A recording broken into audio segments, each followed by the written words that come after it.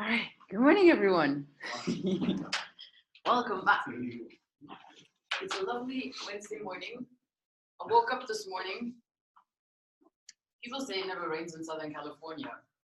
So yesterday, I walked through campus all drenched. I'm like, yeah, that's not true anymore. And then people back home in Germany are like, ooh, beach girl, are you doing your lectures on the beach or what? And so I woke up in my apartment this morning under 3 blankets in 2 sweatshirts, and I could see my breath. Like, so much for lecturing on the beach in a bikini. Ain't happening, not today. So we are back here. By now I've warmed up. I have coffee. I'm glad you made it all. Happy to see you. And yeah, this was my first sip of coffee. I am this annoying without coffee in the morning as well. Also on Wednesday mornings, I have a 7:30 conference call with people from all over Europe. And then like 15 minutes before class, I'm like, all right, guys, sorry, gotta run out now. Gotta go prep lecture.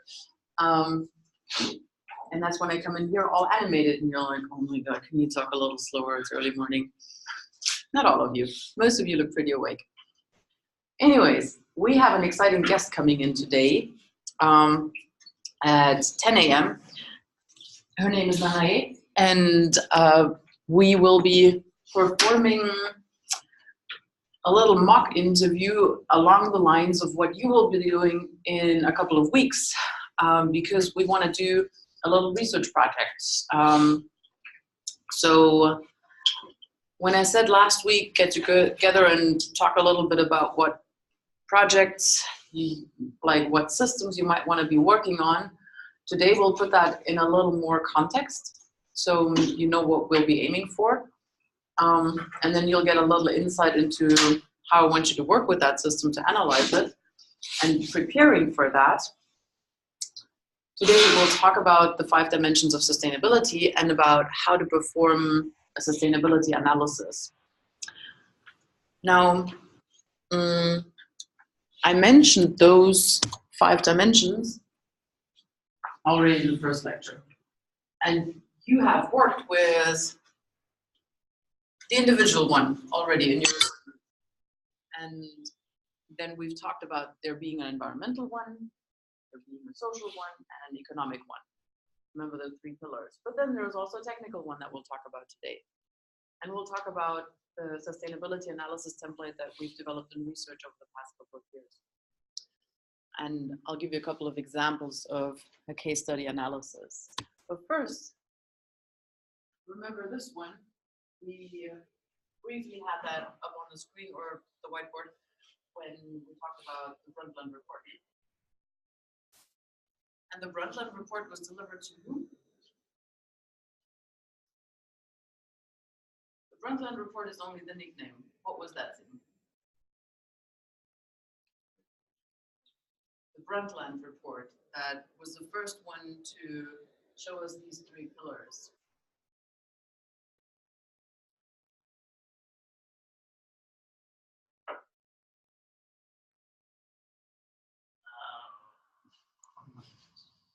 So the fact that we're not doing written exams here, that doesn't mean it should go in here and out here. So the Brundtland report was the report to the United Nations. It was by the Commission on Development and Environment. And at the time, it was chaired by Gro Harlem Brundtland, the former Prime Minister of Norway. And so in that report, they define sustainable development as development that meets the needs of the present without compromising the ability of future generations to meet their own needs. And that was the illustration that came along with it, in slightly different colors. But those pillars may not be the only ones that we might want to consider. So in the original report, we had those 3 dimensions, and then we found a couple of versions of that 3-pillar model that would explain it in different ways. But what they have in common is they think that sustainability is everything that is here in the middle, and then we see a couple of different ways of how that can play out. Like when we talk about the social aspect of sustainability, that can include aspects like cooperation, human rights, integration of people, taking action against poverty, health, safety. And when we talk about economic dimension, then we have several stakeholders in there. We have public policy, we have corporate governance, and a lot of companies that want to earn some money. And that will help the people who work for those companies pay their bills. And then on the environmental aspect, we have all the effects that we humans have kind of caused with our way of living that we need to now try to reverse or mediate to some extent, if that's possible, and the way how we deal with the resources that we still have available. And then we have some overlapping in between where we say, well, you know, if we take environment and economy together, we can talk about a green economy. If we take economic and social together, then we can talk about welfare and about corporate social responsibility. And if we take social and environmental together, then we can talk about responsible tourism or ecotourism. And in the middle, where all three of them are overlapping, that's when we talk about this could be a picture of a sustainable future. Now that model has been critiqued quite a bit because some people say, well, with an economy, like an economy cannot run without a society, and a society cannot be established without an environment, and therefore there's this other illustration of the very same idea that says, well, can be sustainable, but one is the precondition for the other ones. Now, there are a couple of alternatives to that one. So what I've seen as one alternative is, I say the environment is the precondition for everything, and then I put the other pillars inside of that. But then when I first started doing research in this area, I got a couple of questions from colleagues who I gave this to for review and said, well, they would say, well, where is politics? Politics is not really within social. It's not within economy either. There should be a separate dimension called politics. And another one would say, well, what about religion? That's not quite society and certainly not economy or environmental. Shouldn't that be a different one? So you can talk about cultural values and institutional values, and you can talk about individual human values, and then you have to pose that same question again, like which model will we use, what is the most accurate representation? And if we take that a little further, then we get to personal values inside an organizational culture, inside institutional policies, inside the justice of the economy, inside of social responsibility, inside of environmental sustainability. So now you have all the preconditions lined up. You didn't know this was a math class, right? Now you know, it's all the preconditions. So the question is, what does this help? So this is from DePaul University in Chicago, this picture. Why do we even try to find out? Like, who cares? Who cares if this is intersecting circles or if they are one inside of the other? What's the difference? Why do we even want to talk about which one is the quote-unquote correct one? And I say quote-unquote because a little picture like this can never accurately depict reality. It can just be an abstract representation of some aspect that we want to talk about. But why do you think it matters whether we talk about one thing being inside of the other one or them just being overlapping? That overlapping would mean that they're somewhat related, but they're not related. Yeah, so overlapping would mean, oh yeah, they are somewhat related, but in theory, there are big parts that could do without the other parts, right? Yeah, so that's that main point of criticism. And when we have them one inside the other, then we say, well, they're clearly preconditions one for the other. Now, what do we do with those preconditions? If I now say, hey, can we go and evaluate a system that has been proposed, can we go evaluate, say, the Hyperloop system that Elon Musk is trying to establish and develop? How would we go about that? We say we want to see how quote unquote sustainable this thing is. How do we do that?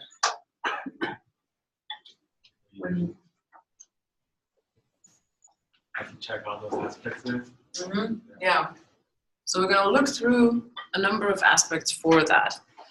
And one of the first things that I did in research when I started this around 2009 was that I took those 5 dimensions that from a computer science perspective seem to be the most relevant ones and the ones we can best get a hold on, namely the economic, environmental, and then the social, but then also the individual perspective of a human and the technical sustainability, because we're talking about IT systems in this course as well as in my research, and how those can help us get a grip on the other sustainability dimensions. So I thought about, if I want to find out how to have IT systems help us be more sustainable, then I should be thinking about those different dimensions and what goals we want to accomplish for each of those. Now this one is the reference model. And so for the reference model, I said, all of the goals that I might have for an individual dimension, they have some values underlying. And for those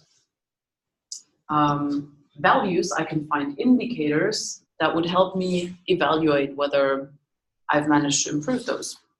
And then for each of those values, I can also find activities that would help me improve that value that would be reflected in those indicators. And then there is a last conceptual element in this, which are the regulations. So for some of these values, we don't only have indicators, like over here, we also have regulations. For example, for the human health and education, we have things like human rights that tell us this is the direction that we should be heading in. And we have the Millennium Goals that tell us these are the goals that we want to reach for the entire planet. So if I take this reference model and say, here's a number of values that we could be longing for in these individual dimensions. For the economic one, for example, long-term profit. For technical sustainability, there are things like maintainability, long-term use. For the environment, I have healthy environment, conservation of biodiversity. For human sustainability or individual sustainability, we have human health and human capital. And then for social sustainability, we have things like community, which then has sub-values like education and trust. And for each of those, I found a couple of activities. How do I improve trust? Very interesting thing to think about when you're a PhD student in computer science, and then you think about human values and how you could improve that. And then does that get reflected in any way in the systems that we build? So as you go through developing your programming projects, and I know some of you are already at the level of your senior design projects, have you ever thought about how your system is going to build trust with the users that they're interacting with? Yes? No? Who has thought about how can we build trust with our user community in the system that I'm currently building? Yeah, a little bit. Adam, what was that like? Well, because like if you're having to like log in and like storing users' data in a database, you have to have it secure. So you need to like reassure them or make it seem like it's secure, but also have it secure on the inside. So. Yes. One part is actually having it secure, and the other part is communicating to the user, yes, this is secure and here's why, so you can trust our system. Yep, good, thank you. And for some of the more technical ones, you're probably going to tell me, well, we've heard that in basic software engineering. Yes, maintainability is an important thing. And long-term use of our systems is an important thing. And we also learned last time when we talked about planned obsolescence that is not necessarily a given in our current economic system. So therefore, should be on the value list. And then when we instantiate this for an individual system, I said Hyperloop, but actually the example I have on the next slide is a slightly different one. It's a car sharing system. When I instantiate this for one particular system, and this is a super simple instantiation because I just took one value for each dimension, but I needed to blow it up so you can read it while you're sitting here in class. So we have a car sharing system as our overall route. And then when we look into the individual dimensions of what that would mean, we see for social sustainability, we need that kind of community, because if I don't have a strong car sharing community, that means there are too few rides available and the system is not going to succeed. Now the goal is, I want to feel like a part of a community, and we do have this shared responsibility of getting everybody to places while not having as much burden on the environment. And an indicator for how much people would feel included in such a community could be user ratings in surveys. And the activity that would help me find out about that is to perform regular surveys with the users and then incorporate that feedback so I can strengthen the community.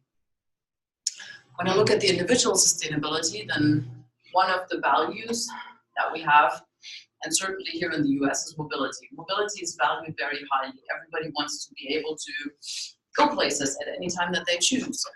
And so we want high service availability in terms of hours per week. And a way how to get there is, if I know I have drivers in my carpool community and people who just usually travel as passengers, then I want to make sure that the drivers get paid peak rates during peak times, and then special rates to cover some of the wee hours, so we still have some availability there. Middle, environmental sustainability. We want to decrease pollution in terms of greenhouse gas emissions, and one of the indicators for that could be the national carbon footprint. Now granted, that means that my system would have to be distributed to the entire country, and as this is a big country, that's quite a goal. So the way how we could move towards that is to improve, to promote better rates for people in one car, as well as for electronics and hybrids. In some way, California already incentivizes that, not with a carpool sharing system, but how does California incentivize carpooling and hybrids, electric cars, carpool lanes? Yeah, so we do travel a lot quicker in the carpool lanes, well, let's say outside of immediate rush hour, then it's sometimes quite the same, especially as now we have the hybrids in there as well. So there is a lot more vehicles that can potentially go on the carpool lane. That is no longer called carpool lane, it's actually called the fuel efficiency lane, because the first time I was driving on the freeway with a friend in the carpool lane and they had this motorcycle zooming by, I'm like, what on earth? It's like, yeah, it's a fuel efficiency lane, it's not really a carpool lane. Okay. Technical sustainability. So we want a system that's going to last us a long time, longevity, which means we want a high maintainability of the car sharing system software. Yes, we also want those cars to last. As software engineer, I'm primarily responsible for the software part of things. So that's why I keep pointing out that, yes, we need well-structured code. Code documentation. We want that to be compliant to best practices. What are your best practices for code documentation? Yes, your coding standards. Brian. Track issues, both project, issue tracker software. Yes, we can use issue tracker software. That will help us to keep our code maintainable. We can follow up on the history of when did we fix what.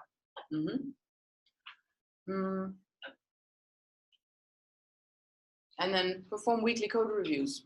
So when you all have your GitHub repositories in place for any group project and you push your code back, you want to make sure that somebody else also looks over that code. And that way you're going to maintain a high level of code maintainability. And then last one, economic sustainability. For the long-term return on investment, you want to make sure that you have the largest user community of the car sharing market, and then with a high number of active users. And the way how you're gonna hopefully get to that is to have a long-term strategy with attractive membership rates. So you all know when you go to a place for the first time, it's really expensive. If you just buy the whole year pass, right, Disney, then like you think you get away way cheaper, but you're still gonna earn a ton of money because every time you go there, you still have to pay for parking and you still have to pay for this and that and everything else. So we know memberships are the ways of many companies of trying to tie us closer to what they offer as a service.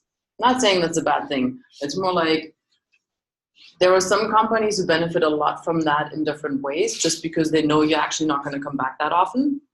That's why, you know, New Year's resolutions, gym memberships go up a ton. And for the first 3 months, you may be really motivated, and then you'll find out whether this was just this is my new and shiny thing, and then you end up not going as often, or it turns out, hey, you got a couple of workout buddies, you still go 3 times a week, perfect. So either one.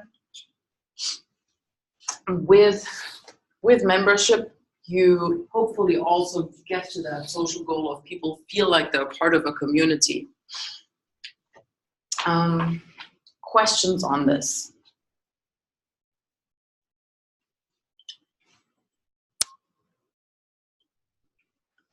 I'll tell you, one side is taking it in, one side is looking at the slide and being like, I think that makes sense.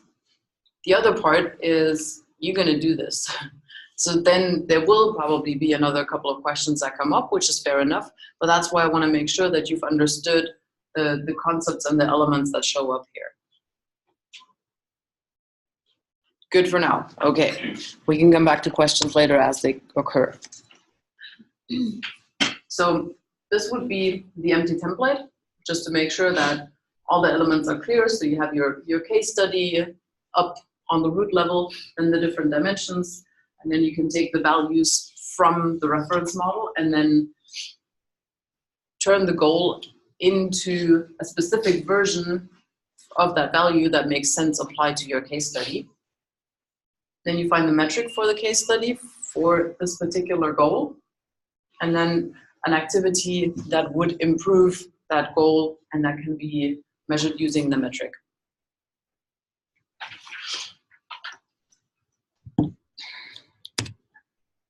There are a couple of guidelines that we can use for shaping those goal models. First one is, you want to have at least one goal per dimension. Ideally, you want more. I only put one because that's the way how it's still best readable on the slide. But goal models have that tendency to go sideways a lot. I have one, if I printed it out, in like font size 10, it would probably still cover the entire screen. So a couple of times I put the thumbnail on one of my slides. They can become pretty big depending on how many stakeholders I talk to and how detailed I want to represent things. For me, it's important that you find at least something for every dimension, possibly 2 or 3 per dimension.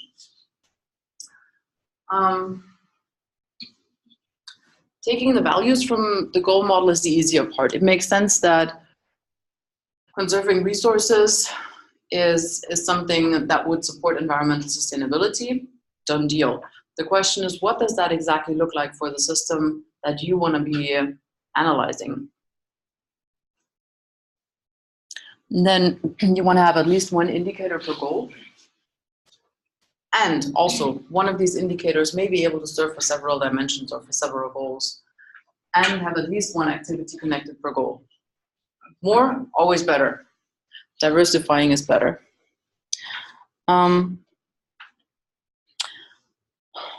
So where does that leave us? Those of you who know me from software engineering, you know, goals are just the start of requirements engineering. I was like, oh yeah. So what's next? What's next? I mean, we're not going through the whole software development. That's not the point of this course. But we know that we use goals and requirements to then later on during system development check whether we've actually measured up, right? So we do quality assurance, we do assessment with that. We start with the goals, and then we need to understand, have we reached our goals? Are we getting closer to them? And what we need for being able to assess that are the indicators or some other measuring criteria. There's a variety of ways of assessment out there. And I'm gonna walk you through a couple of those for a quick overview, and then we'll get to the one that we will be doing here.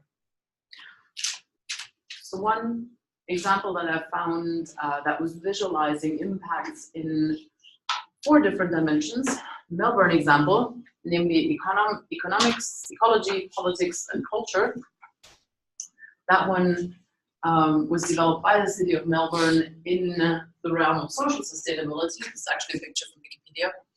And they were trying to find out, hey, how good are we in terms of engagement, recreation, memory and projection, belief and meaning, gender and generations, inquiry and learning, and health and well-being.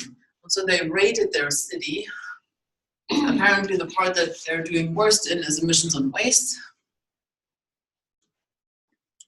What's your feeling? Where does Australia stand in comparison to other countries? We see here, okay, apparently they're not doing so great in terms of the environment. Brian?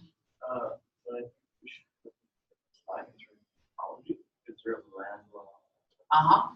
I mean, Land law? but not land law, sorry. Ocean law. Ocean law, yeah. Uh-huh. Yes, so they do have quite a bit of material intensity, energy intensity, and so on and so forth. And their country is an island. It's a giant island, but it's still an island. So that means anything that they cannot produce locally, they have to ship for pretty far, over a pretty far distance. And then there are other areas where they've been pretty successful. So for example, culture over here, all of that is pretty good in terms of the social. And then economics are apparently doing pretty well despite the fact that they have to ship a ton of things. So that is one of the ways of how in research sustainability assessment has been presented. Completely different example, smart farms. So here we have the dimensions of social well-being, economic resilience, environmental integrity, and good governance. So the good governance, that goes in the direction of legal and politics and so on. And we see that they have different subparts, and those are almost equivalent to what we, not all of them are values, some of them are can be considered as values, something like cultural diversity, human safety, equity, labor rights, fair trading practices, decent livelihood, all of that works. And then again, these have subcategories, decent livelihood as quality of life, capacity development, and fair access to means of production. So we have almost the same kind of tree of goals as in the model that I showed you, the model that you'll be working on. And then the question is, where do I get those indicators from, and how do I show what they look like? Because I have so many sub-indicators, like indicators or goals per category, and then the sub-indicators for them, it's not possible on one slide. Got several slides for that one. The first one, the governance, which was on top. We have, again, what's that called, that type of diagram? Have you ever used that before? Nope. Remember, that one is pretty useful. It's called a radar chart. And radar charts are great because they can represent a lot of information. They can summarize a lot of information within one chart.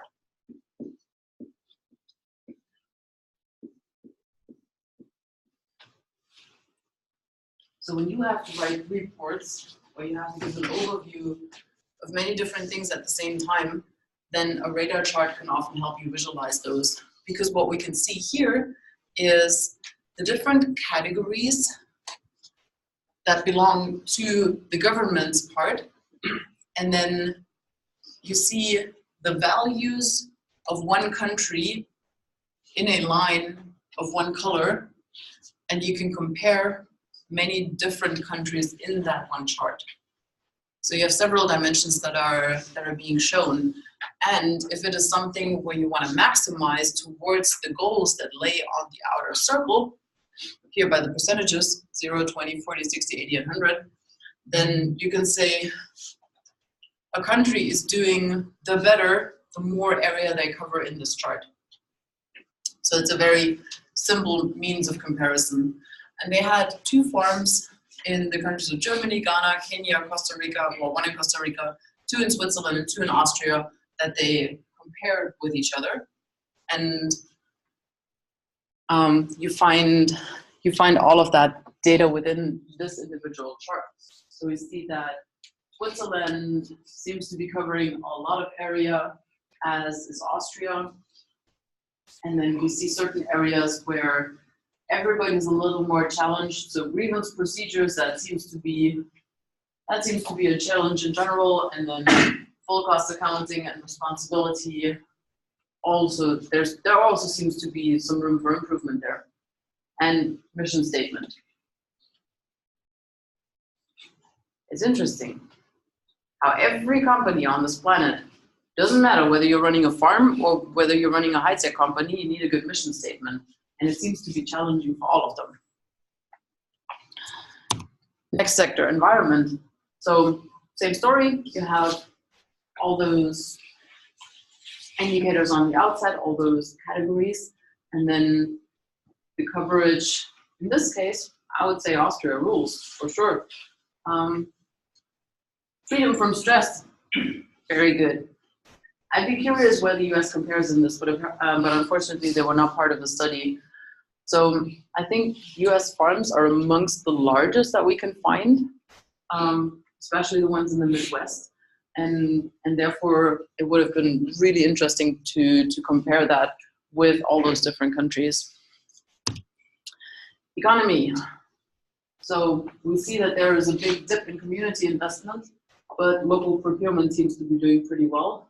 And then food quality and food safety in some of the countries as well. And then last but not least, the social part. Very different. No child labor in Switzerland. I'm wondering about some of the other countries that score lower here. For example, I thought that Austria was on the same legal level when it came to that, also Germany. I know from growing up that, yeah, the classmates that I had whose parents owned a farm, of course they worked in the stables in the morning and in the evening. And of course they helped with the harvest. So I guess if that plays into child labor, yeah, for sure. Makes me wonder what the Swiss farm kids do and how they don't help their parents in that. But anyways, I don't know about the details of that assessment, but support to vulnerable people seems to be a bit of a challenge in all of the countries. And when we look at the overall assessment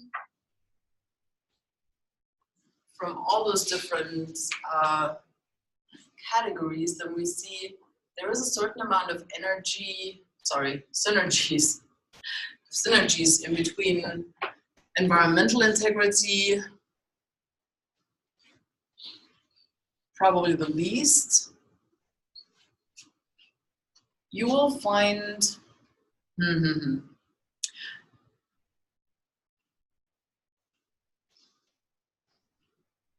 synergies in governance.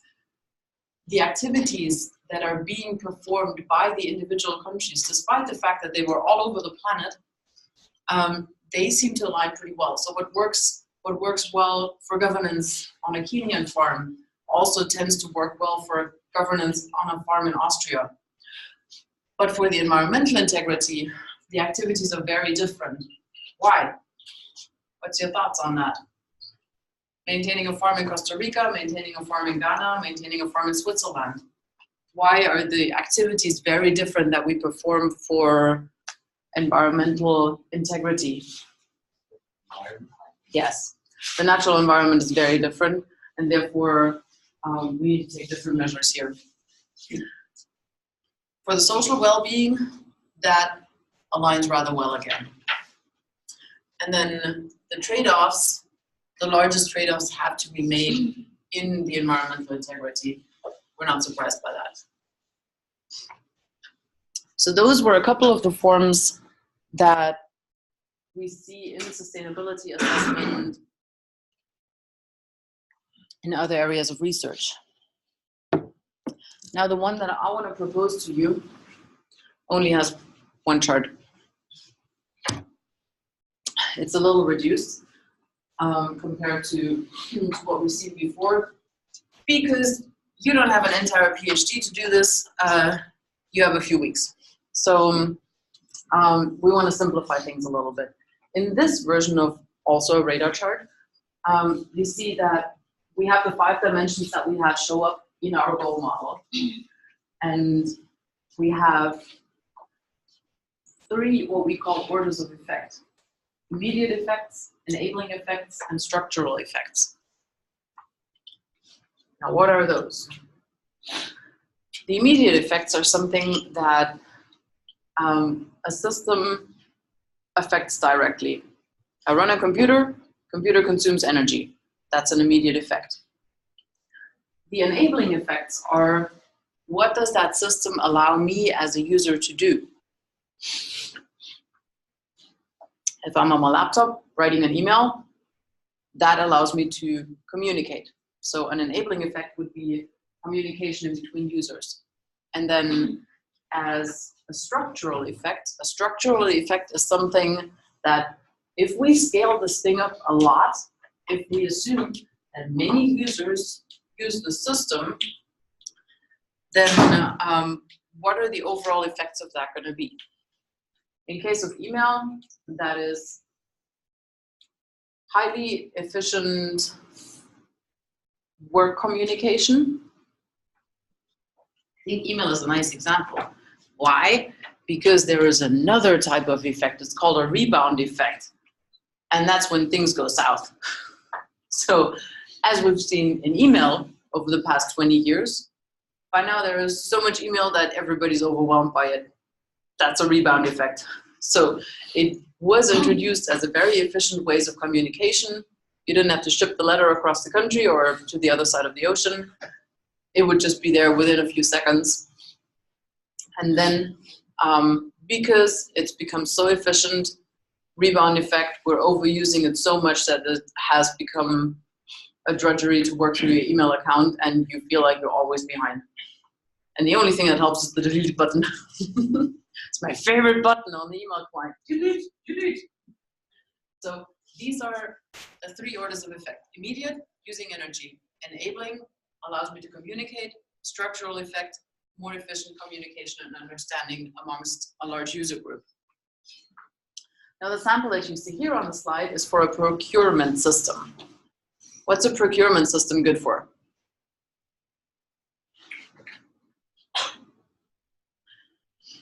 Brian? You mean procurement in terms of buying? Yeah. Oh, okay. It enables us to buy stuff. Mm-hmm. Okay, well, I work to use it to check. Well, we check 3 things. We check for security, any accessibility concerns, and any risk that could be affiliated with that purchase. Mm-hmm. So it's sort of like a filter in terms of what's good and what's not. Yes, it works like a filter of what's good and what's bad. Do you individually have your procurement systems when you go buy things? Well, I have certain procurement systems like, oh, no more money. Okay, not buying that. That thing is too expensive. Or made in a country where I know I don't agree with labor, with how they do labor. So I'm like, yep, not buying that. That has a bunch of BPA in it, toxic, okay, not having that either. But so the procurement system like lives somewhere inside of here. But where we have procurement systems is usually in every company. So if I'm in my office and I know, oh, ran out of whiteboard markers, need more whiteboard markers, then I need to enter that into the system, and they will make sure that I will only buy a product that is toxin-free and that complies with the regulations they have set in place for purchases here on campus. So the procurement system is something that you will find in most companies when you have to order products. The immediate effects of a procurement system are, well, we might be able to show a carbon's footprint. So if one of the things that our procurement system is concerned about is what's the carbon footprint that a product is creating, we can put that in there as a product characteristic. We will certainly have to maintain that system as soon as there is code in place and it's a software system, we will have to maintain it.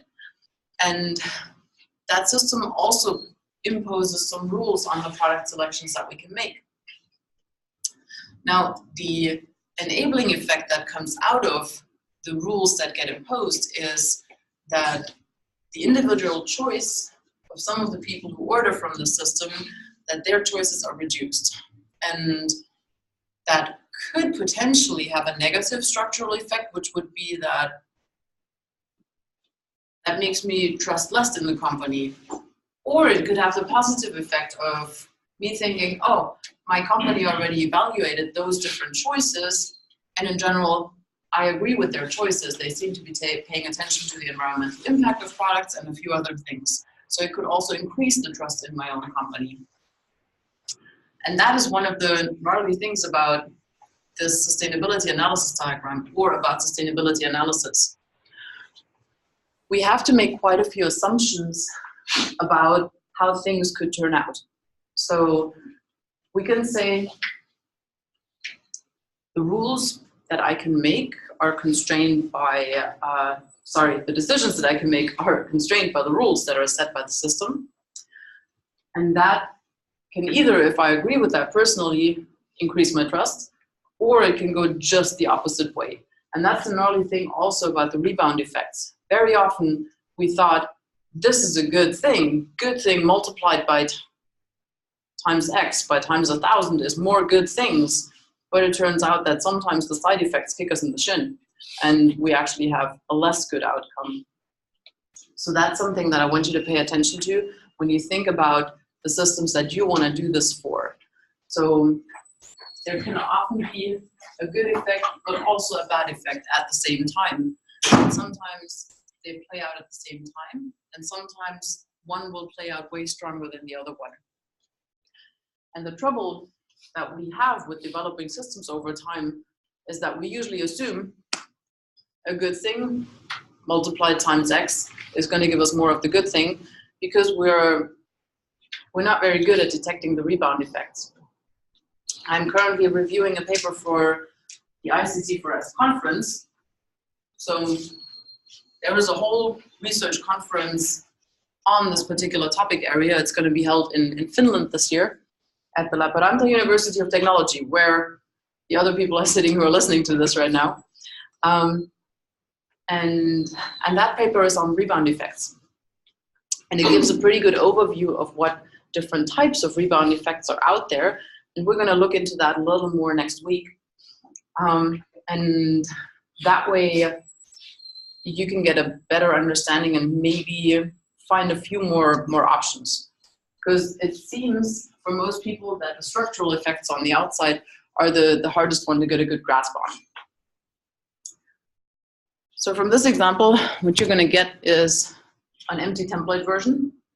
And that one you will be filling out. And don't worry, you don't have to come up by all of that yourselves. I also want you to find people that you can talk to for some of these areas to get more information from. So after we look through those guidelines, we're going to take a quick break. So when you do fill out that template, I want you to think in timelines. So the immediate effects is what happens right after, right when you use the system. The enabling effects, they can go on a slightly longer time scale, and then the structural effects you would think over for years. But it's not just about time, it's also about scaling up in terms of the number of users that you have. Think of it as impact, not as goals. So I'm pointing out a couple of things that I've seen gone wrong in the past and trying to put you on the right path from the start.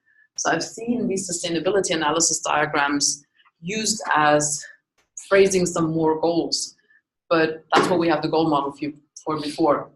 So what I want you to think about is, if that happens, what's going to be the effect of it? And that goes into the diagram. I want you to fill at least one idea into every cell. Maybe you can find 2 or 3. And I want you to find a progression from the immediate effect to the enabling effect to the structural effect in terms of what's going to happen with this if I multiply that by 1 million users.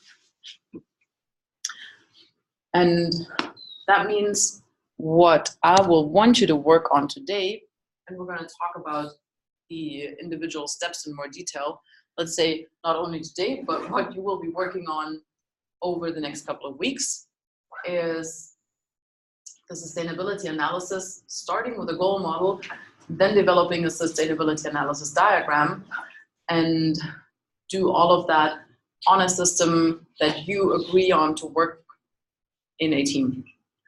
So while you go on your break and move your legs a little, revisit the system ideas you had when we talked about them a week ago. Think about who you might want to be in a team with, and then we'll get back together and do a little mock interview with Nanae when she comes in.